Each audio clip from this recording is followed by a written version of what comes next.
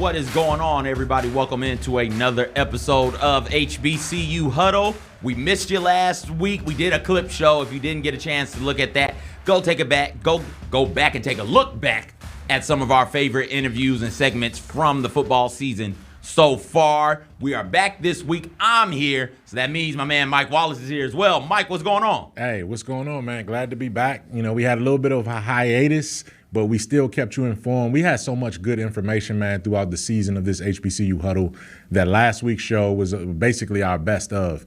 And now CJ is back in the building, fresh off vacation, did his thing. That couch was wonderful, Mike. Got his San Antonio tacos, did everything, man. So that was a highlight of the absence, man. But good to see you back as we head for the stretch in the postseason run now as we get down the stretch to HBCU football. Absolutely. Shout out to SACCO. I keep fumbling the bag, Mike. I keep going to these places like, they don't sponsor me. I'm not going to say anything. But San Antonio taco, those chili cheese tacos and the wings. And then, of course, I drank way too much sweet tea. I drank like 4 cups. You shared that. You shared that with us, man. And needed water immediately. I felt the sugars coming. Like you said, it's postseason time, Mike. So the D2 playoffs are set. They're going to start this weekend, so we are going to touch on that, a couple of HBCUs and the D2 playoffs. There were some big upsets that happened while we were gone that has not just Celebration Bowl implications, but FCS playoff implications as well that we will talk about. But, Mike, let's first get into the SWAC. The Eastern, as we take a look at the standings, the Eastern Conference, the Eastern Division of the SWAC has been set. FAMU is at the top of it. FAMU will host the SWAC championship game. Yep, December 2nd, Bragg Memorial Stadium at Ken Riley Field. I believe I'm saying that correctly, but yes, they will be hosting. They know what's going on. They can basically get through this Florida Classic this weekend against Bethune-Cookman, try to stay injury-free. They want to win it. It's a rivalry game, but their big money game is the following week in the SWAC championship game. That's SWAC West, Mike. Yeah. When we made our predictions about the season, way back in the first week of August, maybe last week of July, whenever right after the SWAC Media Days happened. Yeah. Like, it's jumbled. We don't know who's going to separate themselves. And now you look at the standings, and guess what? It's jumbled. Yet again. No clue who's going to do what in the SWAC West. You're sitting there, you're looking at Alcorn State and Prairie View A&M, both 5-2. You also have Grambling at 4-3 and Southern at 4-3. What's the tiebreaker here? What's going to happen? Here we go. You got it? Here we go. I got it. I pulled it up thanks to our cousin of the show. I love Cuzzo. Donald Ware. Love the big cuz. Box to Row, you can find it. We'll be talking about the rankings and the ballots and everything in a little bit. But basically, this is how it shakes out in the SWAC West scenarios.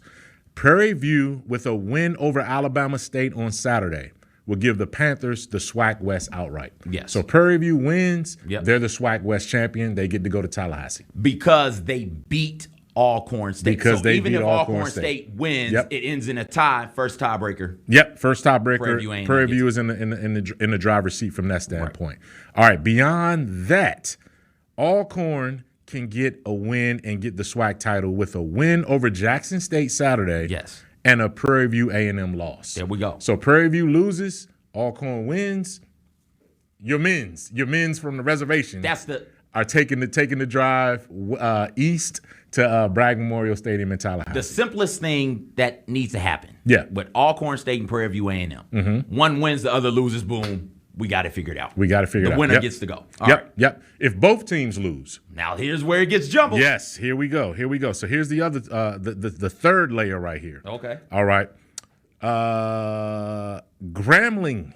My alma mater. Yes. The Tigers. The G-Men. We can get in. Yes. We can get in. And I never would have thought that based on how the season was trending coming out the box.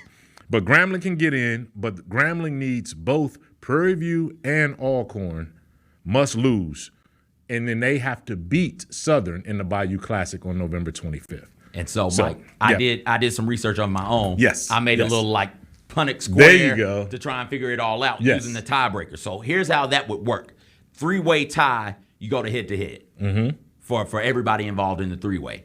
Well, in this But three-way, everybody beat everybody. Everybody beat everybody. Yeah. You're sitting there, you're looking at Alcorn has a loss to Prairie View A&M but beat Grambling. Grambling beat Prairie View A&M but lost to Alcorn, and Prairie View A&M lost to Grambling but beat Alcorn. So all that is tied. The next tiebreaker is division record. And when you look at the division record in the SWAC West, Alcorn State only has 3 wins. They're 3-2. The other 2 teams are 4-1. Outside of that it's just division record in the SWAC West. Just SWAC West record. Okay.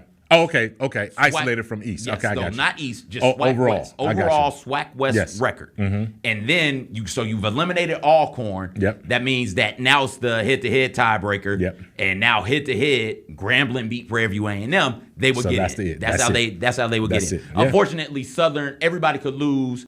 Southern wouldn't be able to get in because of who they lost to. Right, because they lost to both. They lost in that head-to-head to both Grambling and Prairie View. Not Grambling. Lost to Alcorn State and Prairie View A&M. And then it goes back to the head-to-head, which means Prairie View A&M would get in. So bottom line, I mean, we can complicate it as much as we need to. We didn't complicate it. Let me be clear. Mike Wallace did not complicate it. CJ Hurt did not complicate it. Those dudes in the SWAC West complicated it. They did. They made this way more difficult than what it had to be. Big upsets last week. All Grambling State had to do was win out. That's it. I mean, it was right there. Well, all Alcorn had to do was win out. Excuse me, Alcorn. Yeah, that's Alcorn, the one. yes, Alcorn. yes. That's All all they had to Alcorn do. State had to do. I feel like this is back-to-back years, right? And they went to Texas Southern and took an L. Like Back-to-back. Is this back-to-back years? They for made it. They made it Alcorn more State? difficult. Yeah, And they were lost right there. Did they lose Mississippi? Were they the one who lost to Mississippi Valley last year? They lost. They took a loss. No, they didn't lose the Valley. I don't think they lost someone before that. Okay. But the thing was they couldn't beat Jackson State in that game, and they needed to win that game. So they had it right in front of them, and they couldn't close the deal. And that's why you had a situation where last year's SWAC championship was Southern and Jackson State. Jackson State. So, it's that's just the way it is, man. And when you're in the SWAC West, it's a dog-eat-dog world, and all of these teams are beating up on each other, man. So there's carnage all around. Bottom line, though, Prairie View backdoored their way into being in position to do it. They get a win, they're in. Simple as that. And then everyone else is looking. Now, what I want to know. Real quick. I'm sorry to cut you off. What you want to know, hold that thought. I want to talk about it. Yeah. Prairie View A&M was in the driver's seat and only needed to beat Mississippi Valley State last year. And they lost to Valley. They lost. You knew Valley was involved. I knew Valley was involved. Yeah. All right. What you want to know? No, what I want to know is which one of those 3 teams matches up best against FAMU, right? So it's Prairie View is dynamic enough, but they're just I don't know if I trust them, right? I trust Alcorn in a big game like that, and then obviously Grambling State, they've been so up and down, but they finished the season strong, right? So I don't know if any of those 3 teams can go to Bragg Memorial and beat Florida A&M, but I kind of think Alcorn might have the best chance. Just because coaching-wise and the way that they prepare, they know how to go into an environment like that and not lose their composure. I'm not sure if I trust Prairie View or Grambling. So we'll see how it winds up. But, again, it's in Prairie View's hands at this point. That composure piece of it is a big piece. Who do you trust when things stop going their way to be able to right the ship? Excuse me. I think you're right with Alcorn. I kind of still like that Grambling State defense. I do like them and the way that they've been able to play. They run the ball well, too. They run the ball well as well. And if you're going on the road in a big game, you need to be able to run the ball. And the run game travels and the defense travels as well. So I'd give a little head nod to Grambling. But still got 2 weeks to try and figure this thing out. We do. 2 weeks to try and figure this thing out, Mike. Yes. Like we talked about some upsets, but as it pertained to Alcorn losing to Texas Southern, they weren't the only ones. North Carolina Central went out there and fell to Howard. And we said it, though. CJ, we talked about, and I said it time and time again. You said it repeatedly. That Howard had the offense to give them problems. Yes. I just didn't think it was going to happen. And, immediately, and this is where I applaud the growth and the prosperity of outlets that cover HBCU football. Yeah. Because immediately after that loss, I started getting tweets and started seeing things about how now Central is, they can still make – the campaign began for if Howard wins the MEAC, Central should still get a FCS playoff spot. I'm not there yet. Okay. I don't know if I can get there yet because I can't trust the national media to respect the resume to that degree, and they left themselves again. Should they get there? Yes. I don't think it's a no-brainer though, man, because I don't think there's a lot of respect for the MEAC as a conference, and I'm not sure if you can't win your conference if you can't win one of the weakest conferences in FCS. I don't know if you're going to get an at-large berth to the championship. To the 16-team field. There's still work to be done. Now, I hope that they can make it, North Carolina Central. I'm just not sure that they can do it. Right now, in the FCS polls, they're 17. Yep. And so that loss, while you're losing to a team that is, with the win, became 500, that didn't knock them all the way out of the poll. No, it didn't. So I think that. But 16 make it, though. 16 make it. And then you're talking about. Well, FAM's not going. Right. So assuming you would say because FAM is above them. FAM is above them. So FAM's not. So going. That puts them right on the bubble. Right there on the bubble. Assuming that multiple. You know what I mean? Yeah. Assuming that there's not a automatic qualifier that's ranked below 16. So that's going to be tough, man. It's going to be interesting to see how it goes. I think in the coaches poll they are 14 in the coaches poll. Yeah. And so when you take a look at the MEAC standings, it is right there. Boom, boom. That's a real simple tiebreaker. It's just Howard and North Carolina Central. Howard wins, North Carolina Central wins, Howard goes to the Celebration Bowl. And how about that for the Howard Bison, who, with a win, will clinch at least a share of the MEAC title. Oh, there's no more sharing. They ended the share. Oh, it's that was the controversy. This would be outright. It will be outright. Which would make there's it either one. There's one MEAC champion this year because they did away with it because North Carolina Central got offended that Howard shared it last year. How fitting would this be? I didn't know that. Mike just bask in that moment though. Yeah. So they shared last year. They both had the same. They were co-champs. They both had the same conference record. Right. North Carolina Central beat Howard, but lost to South Carolina State by like 2 or 3 points, and they ended up representing in the Celebration Bowl. Yeah. But it was technically speaking, a shared title. Yeah. This means outright. Howard win. They got an outright title for the first time since the 90s? 93, I think? Yeah. They will be the MEAC champ for the first time. Yeah. To me, that's insane to think that Howard hasn't won a conference title outright since the 90s. I'm not surprised by that, Okay. right? I'm not surprised by that because at the time, Florida A&M was dominant. Then you had North Carolina A&T was dominant for a long time. And you just had different teams that were able to come in and do some damage in the MEAC. So, but what Howard did, I think that they were 3 points away from beating Northwestern. Yeah. And if they beat Northwestern, that changes the complexion of this entire season for them. But I also think that they've been good enough and they've been big game ability. They've had the big game ability to do some big things, man. And, again, that's all they got to do is beat Morgan State, right? I mean, they got Morgan State.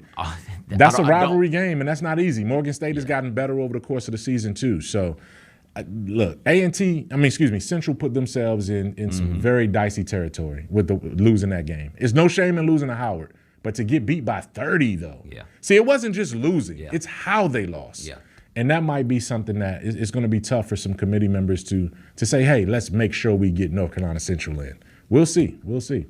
Thankfully, they've got another game to play to kind of wash that memory out. If that was the last game of the year, I'm with you. Yeah. But they've got one more. Now, I don't want to say all they have to do is beat Morgan State because Prairie View A&M, all they had to do was beat Mississippi Valley State. All Corn State had to do was beat Texas Southern. Yeah. And so it is hard to get wins. It is. So value every single win you get. North Carolina Central should beat Morgan State. They should. Their season is on the line with this game. Their legacy. They're defending champs, but their legacy for being, hey, we're the most dominant team in the end over 2 years is at stake right now. But it's going to be compelling, man. This is going to be a big weekend, and then you go into Thanksgiving weekend after that, man. I mean, Thanksgiving the following week. It's going to be some remarkable football still left to be played. A couple of upsets outside of the ones we've talked about already. Tennessee State was riding high and dropped another one. Back-to-back games. Yeah. Back-to-back games. Still a good year for the Tennessee State Tigers. I want to be clear, but it's not special. There's a difference between good and special. When last we spoke, they were in the midst of potentially having a special season. Yep. Now they're having a good season, Mike. Yeah, they took 2 losses, man. Went out to Charleston Southern, and then lost this past week to Eastern Illinois. Yeah. Eastern Illinois is a good team, right? That's a game that, we knew was going to be tough for them. But the Charleston Southern one is the one that really, really hurt them. At that point, they were 6-2, 6-3. And now, they got to finish out, and they're going to have a winning record. They've guaranteed themselves of that. But at the end of the day, this was, as you said, this had the chance to be a breakthrough season. And it's just an encouraging season. Yeah. So I think Eddie George still has some more work to do with this new this class that's coming in next year. And next year has to be the breakthrough season. Otherwise, where are they going? What does a breakthrough look like? You got to be in the you have to be in the Big South OVC championship discussion going into the last couple of weeks of the season. Okay. And if you're not, then it's a step back. At that point, because at a certain point you got to break through. You got to break through. Yeah. UT Martin is going to get back there again. That's a team you were winning, by 2 scores against before you let that game get away. And you look at that and you say, okay, we were right there toe to toe with the best team in our conference. And we let it go. So you got to build off of this season. I think this is a season Tennessee State and Eddie George can build off of. But, man, it had a chance to be something special, as you said. Some hiring, firing news before we get to the first break. Coach Dooley out at Southern. Yeah. They dropped back-to-back games. Back-to-back games. State, they were in the driver's seat. Everybody in the SWAC West was in the driver's seat at one point. And they dropped to Alcorn State and to Prairie View. And I think last year, the way that they had a disappointing finish and couldn't win and get over the hump against Jackson State, you got to be able to beat some of these rivals. Like, you have to be able to do that. And Dooley didn't get a lot of time there. I mean, you're talking, 2-3 seasons, maybe? A COVID season and then 2 seasons. Yeah.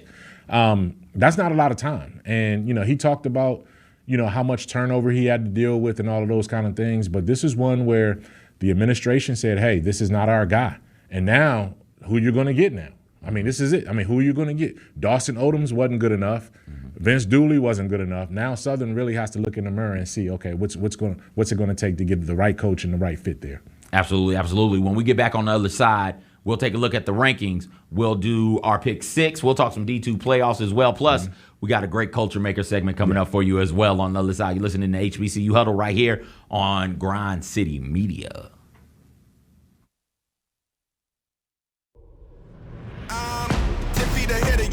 Something you'll never do. I turn around and I level you. No motivation is needed. Look, I put myself on the pedestal. This is incredible. Take your fandom to the next level with the official Grizzlies app. Go all access and behind the scenes. It's got to be heavy defense. That's where it starts for us. Personalized to where you are and who you are. Get easy access to ticketing, the game day guide, and your own app customization right at your fingertips. Upgrade your experience and download the Grizzlies app today. I threw the party of the century.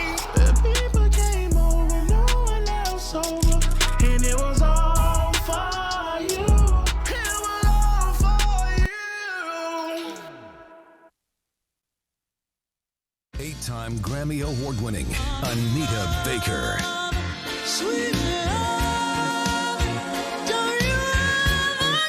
Anita Baker, the songstress, live in concert. For one night only. FedEx Forum, November 22nd, 2023. Get tickets now at livenation.com. Don't miss your chance to see the legendary Anita Baker live in Memphis. I can't wait. I mean, we're going to have a new roster. The Memphis Grizzlies welcome their newest Grizzly, Marcus Smart. Coming to Memphis, that blue collar, is going to be great. So to be able to go out there and try to bring a championship to that city, it's an honor. We're all hungry. Let's go, big dog. Keep fighting. We're super excited to be in front of the best fans in the league and hopefully deliver a memorable season.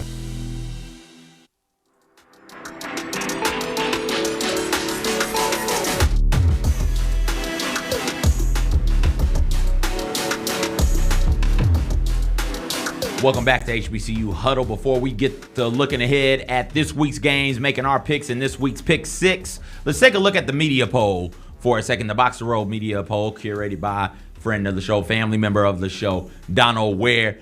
FAMU is 1, followed by Benedict, North Carolina Central falls to 3 after their loss to Howard. Virginia Union is up there at 4. Jackson State at 5. Alabama State is 6. Virginia State 7. Howard and Fayetteville State tied for 8. Tennessee State, even though they've had those back-to-back losses, comes in at 10. Mike, before we get to yours, how about Virginia Union winning the CIAA in impressive fashion? Jada Byers went for over 140 yards, 2 touchdowns, including this score right there. You can't stop this young man, excuse me. Such a good football player, one of the best running backs, not just at the HBCU level, across both FCS, D2, all divisions, but one of the best running backs nationally that we have at the D2 level as well, Mike.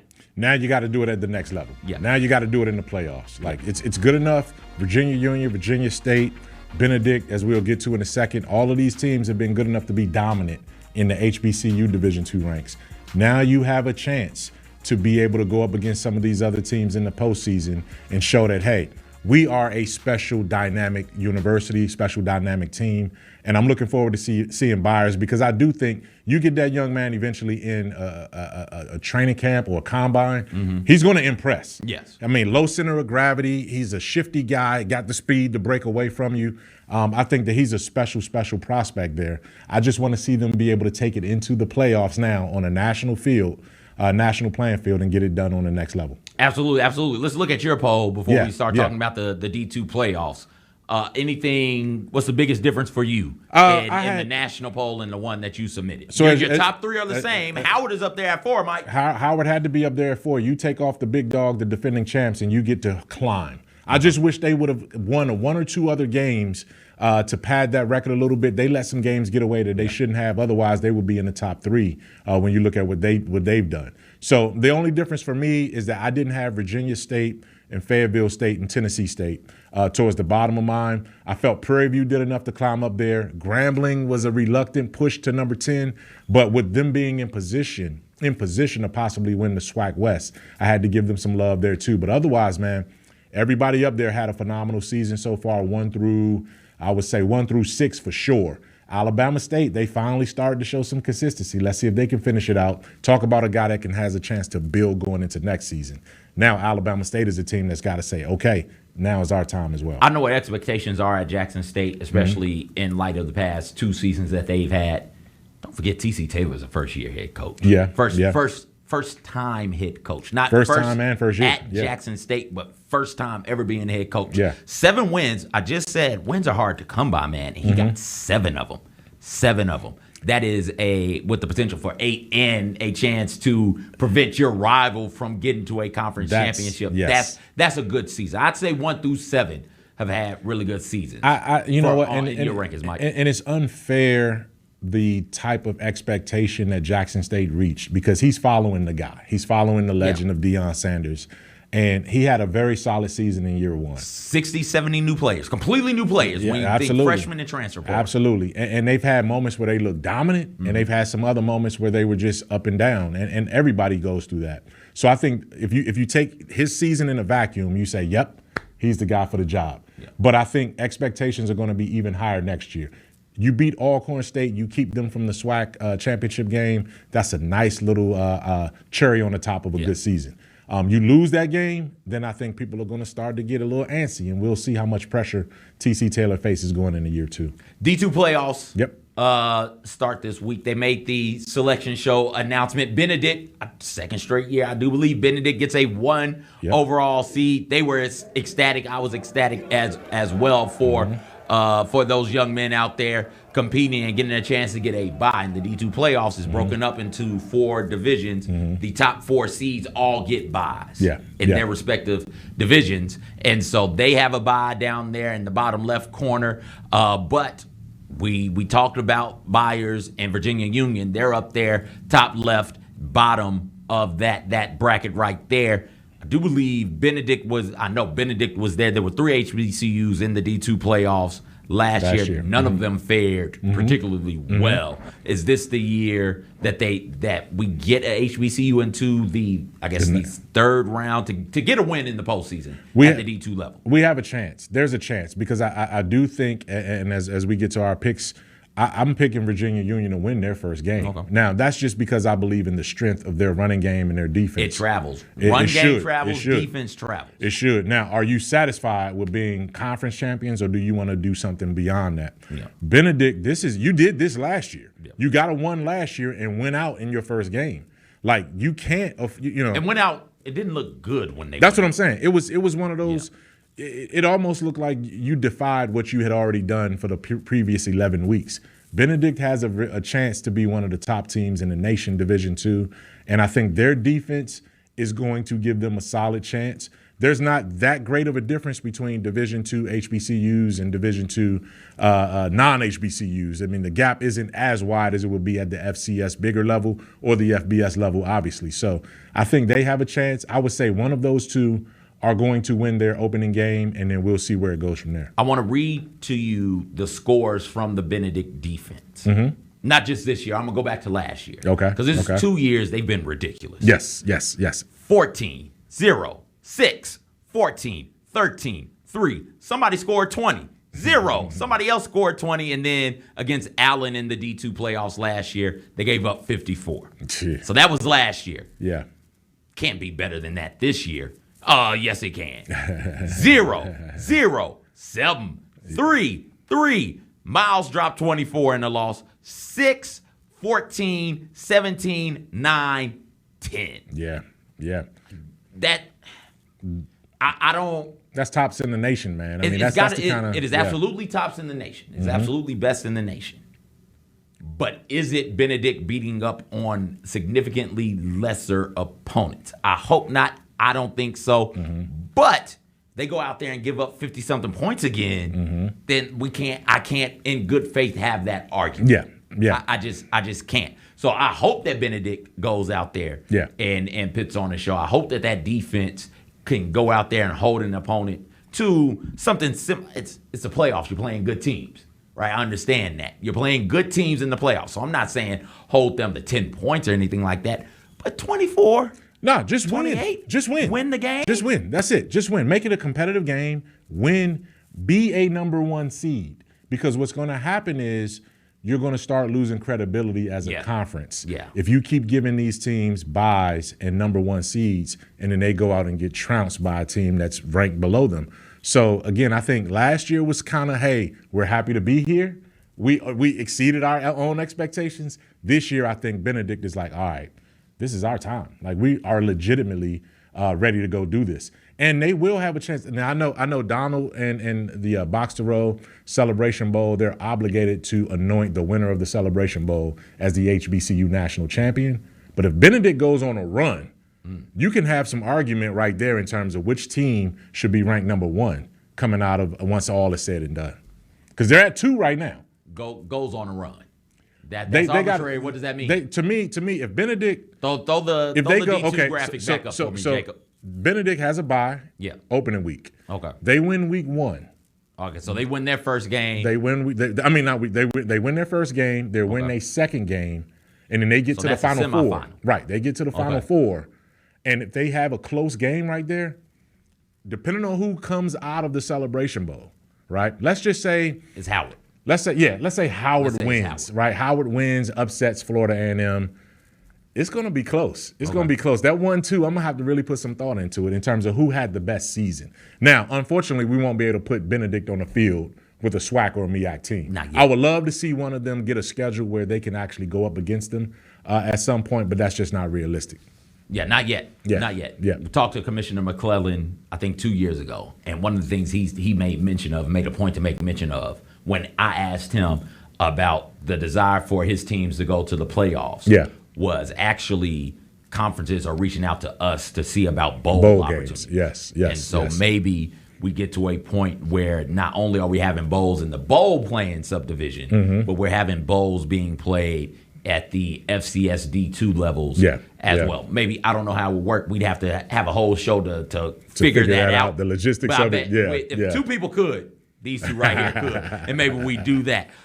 Before we get to Anita Baker, homecoming attendance came out for everybody. Everybody's homecoming is done. Thank you. Special thank you to HBCU Game Day. Yeah. They do great stuff over there. They took all of the announced attendances and put them in a nice little spreadsheet for us to follow along with. Most attended homecomings of 2023 up there at the top, 31,726. Them damn Golden Tigers. I see. That's why you had to do it, man. Well, homecoming is important for everybody. It is. This surprised me. It did. But it did. And it did. And first off, you got to give your flowers to Tuskegee. You got to give your flowers to them for that. Kudos to Tuskegee, right? Yes. Now, my second thing is, wow, only 31,000 showed up at Jackson State. Yeah. That's a 58,000 seat stadium. Yeah. So that almost is an underwhelming homecoming number for Jackson State. So that's what I'm kind of wondering about that one. Maybe it was because of how the season fared and they were coming off of a loss and needed to do something there. But yeah, you look at those numbers. All of those other stadiums are capacity. South Carolina State, I didn't know they seated that many in their stadium there. But everybody else, man, I think Southern's is a little down. But yeah, everyone else. Which may be why they made the change. That's true. That too. Right. Like Southern, that 21 speaks volumes. Yeah. And then Jackson State's 30, even though 30 would be taken and celebrated in many other, not just HBCU teams, but across FCS. Because you don't have stadiums that seat that many. That's why Jackson State always leads the country in attendance when it comes to that level. But congrats, man. Tuskegee needs to get their flowers, 31-7. There wasn't a seat available anywhere on the grass. In the shed. Be that with Waters. Oh, wait. Be that with Waters. You lost the game. Forget about that. Forget about that. That's okay, old stuff. I'm sorry. That's old stuff. Go ahead. But you couldn't see anyone. You couldn't see anything. It Have almost you ever looked been like, to a Tuskegee game? I've never been to the game, but I've been to the campus. Have you been to the football stadium? I've seen it, yes. Okay. Yes. So years ago. I feel like I've talked about this with somebody. I'm not sure if it's here on this show. Mm-hmm. But the tailgate is inside. Yeah, you talked about that. Like yeah. Not only are there no seats available. Yep. There's no place to walk because there's no space Yeah, because you got all the RVs, all the tents, everything taking place on the hill. I forgot to tell you, I got the shoes. Oh, you did? I got the shoes. Okay, so you got to break them out. You got to bring them in for the next show. I got them. All right. Shout out to Sherm Sneak Fest. Yeah. You can catch Sneak Fest on Grind City Media as well. The Tuesdays YouTube channel Tuesdays at 2 o'clock live. Or go back and watch it on YouTube, Spotify, SoundCloud, iTunes. I don't know. Sherm got you to connect, man. Sherm said, "Hey, have you ever done Sneakers app?" No. I've never done the Sneakers app either. Nah. Sherm said, "Yeah, you got to get them off of Sneakers." It's like, oh, great, I got to download this damn app. So I downloaded it, and as soon as they went available, I went out there, and not only did I get me a pair, the homie Jessica Benson Show, which you can also catch on Grind City Media, she grabbed a pair from my mom's. Ooh. So we got two pair. Okay. Nobody tell my mama. Wait, nobody tell my mama. That's a gift. That's right? a Christmas gift. Don't tell her though. Yeah. But yeah. So I was able to get them. As soon as I get them, the next week we can unbox them on the show. I won't even open the box. I'll keep them in the little mail box that they come in, and we'll unbox them live on the show. All right, bet. Get a good look at them up close and personal.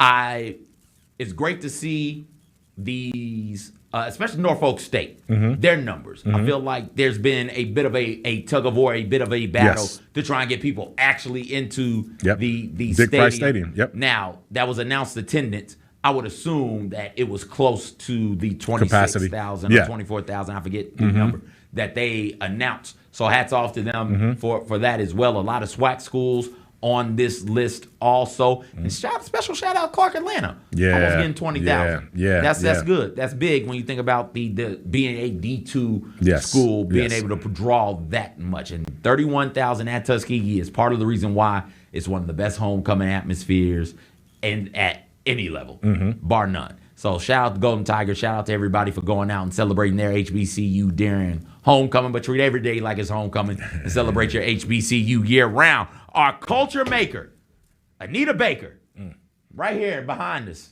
in this building back here, FedEx Forum. Anita Baker, the Songstress Tour is coming through. 4 platinum selling albums, 2 gold selling albums, 7 or 8 Grammy Award wins. Anita Baker, one of the true voices of R&B jazz from 80s to the 90s and even into the 2000s. Yeah. One of the great solo acts of my lifetime, Mike. I think you would agree with yours also. She was on my Mount Rushmore of artists that I needed to see, female recording artists. And I checked her off. I saw her in concert. She's going to be at FedEx Forum Wednesday, the day before Thanksgiving. I believe that's November 22nd, FedEx Forum. Get to the FedEx Forum box office or Ticketmaster to get your tickets. Is one that you don't want to miss. I went for this last year, and I said, okay, Anita Baker's on tour. She calls it her farewell tour. She was at the New Orleans Jazz Fest. This was 3 years ago. You saw her at Jazz Fest? I saw her at New Orleans Jazz Fest 4 years ago when she said that was her final tour. And I said, all right, I got to cross this one off my bucket list. I did. One of the most phenomenal performances that I've ever seen. I grew up to her music, man. My parents loved her. I loved her. My kids even know her music too, man. So I can't wait to get to our pick six as we look forward to that show. Let's get to the pick six. Let's start it right now. Mike. Yes. Your pick six. My pick six. And I'm going to go in the reverse order, right? So my number 6, Body and Soul. Oh, loved it. Just the waltz, jazz swing to Body and Soul. Number 5, Sweet Love. Man, like that's a classic. All of these are classic. Number 4, Same Old Love. You skipped 5. 5 is Lead Me Into Love. Oh, Lead Me Into Love. Lead Me Into Love. Sweet Love, Same Old Love 3. You see the graphic up there. There's a little bit of a tweak there. So my number 2 should be Lead Me Into Love, right? Okay, so all right, forget the graphic. Forget the graphic. But my number 1 for Anita Baker is Just Because. Just Because. That is the most beautiful song, and the lyrics and the way that she talks about falling in love, staying in love, and just being considerate of her lover in that situation. I still sing that song. I play it at least twice a week. I love Just Because. And I mean, anytime that comes on, I stop what I'm doing and I just drop my head, man, and I'm in that moment. Yeah. Anita Baker, beautiful, beautiful songstress, one of the greatest that's ever done it, and she's going to be right here in this building at FedEx Forum Wednesday, November 22nd. As we take a look at mine, one of the things I enjoy about Anita Baker's music is, like, it's a legit love song. And I was thinking about this, with no regard to Anita Baker. This was just, how I don't know. Do you have an internal monologue? When you think, do you ever have a voice that talks back to you? I don't know. No. I haven't. Okay. Yeah. All right. Well, I do. Yeah. Okay. And so I was having a conversation with myself. Oh, okay. I was like, okay. You know what? Okay. When's the last love song, like new love song that you heard? And I was struggling to think of a legit love song that I've heard the past, contemporary wise, right? Yes, five or six years. All the love songs that I know, and this might be me refusing to adapt and grow with the times. But all the love songs, I think Rod Wave may have some. Jacob, correct me if I'm wrong. And he's coming too. And he's coming also.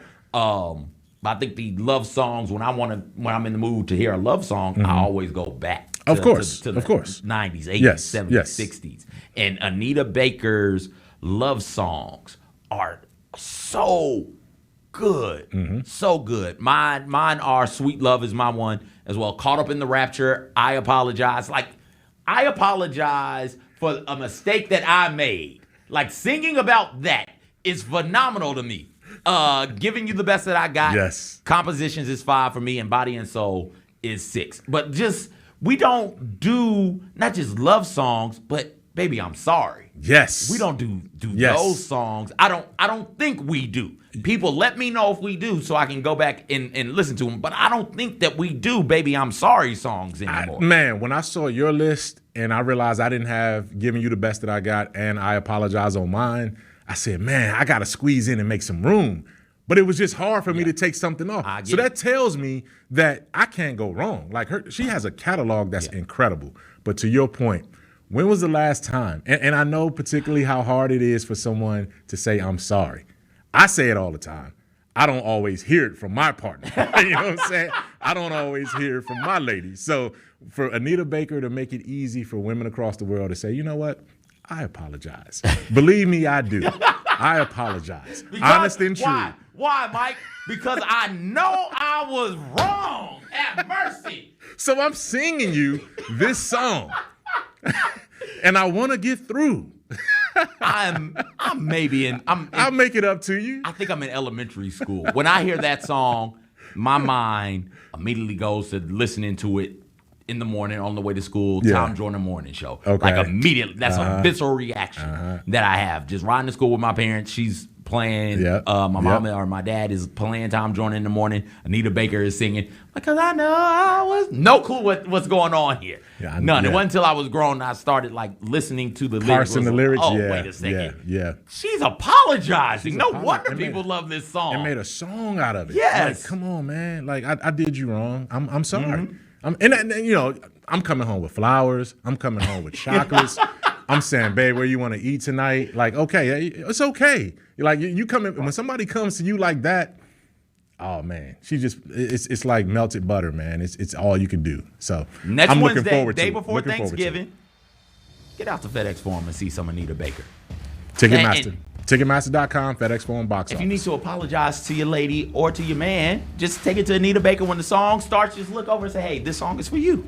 Yep. I asked Anita to sing it. I asked her to sing it for you. I brought you just so Anita could sing to you that she's sorry and that you can imply that or infer from that I'm sorry as well. My dad wants to drive up from Atlanta to come to the Anita Baker concert. There you go. I think he's going to come up and we'll spend Thanksgiving together. There you go. We're going to try and figure that out.